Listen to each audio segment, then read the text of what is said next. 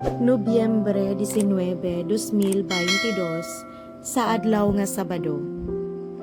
Pagbasa gikan sa santos nga ebanghelyo sumala ni San Lucas. May mga Saduceo nga miduol kang Jesus. Kini sila mao ang nag-ingon nga ang mga patay dili mabanhaw. Nangutana sila, magtutudlo. Nagsulat si Moises ni ining balaod alang kanato. Kung ang usa ka tawo mamatay ug may asawa nga nagpabilin apan walay anak, ang igsuon ni adtong tawhana kinahanglan mga sawa sa byuda aron manganak sila alang sa namatay. May 7 ka magsuong lalaki. Ang kamagulangan naminyo ug namatay nga walay anak. Unya ang ikaduhang igsuon nga asawa sa byuda.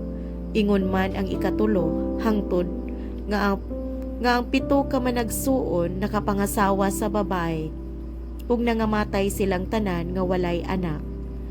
Sa katapusan ang babae maoy namatay. Karon sa adlaw nga banhaw na ang mga patay, kinsa man siyang asawa nga silang tanan nakapangasawa man kaniya. Si Jesus mitubag, ang mga lalaki ug babae niining panahona nagminyoay. Apan ang mga lalaki ug babae nga angay panahon ug magkinabuhi sa umaabot nga panahon dili na magminyoay. Sama sila sa mga anghel ug dili na mamatay. Mga anak sila sa Dios kay gibanhaw man sila. Ug gitin-aw gayud ni Moises ang pagmatuod nga banhawon ang mga patay. Sa bahin nga nagsaysay mahitungod sa sampinit nga nagdilaab.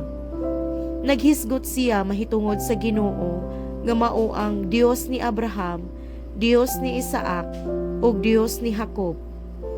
Kini nagpasabot nga siya mao ang Dios sa mga buhi ug dili sa mga patay, kay alang kaniya ang tanan buhi.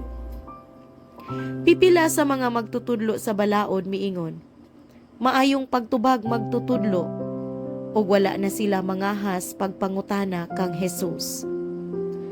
Ang ebanghelyo sa Ginoo. Daygon ko ikaw, O Kristo.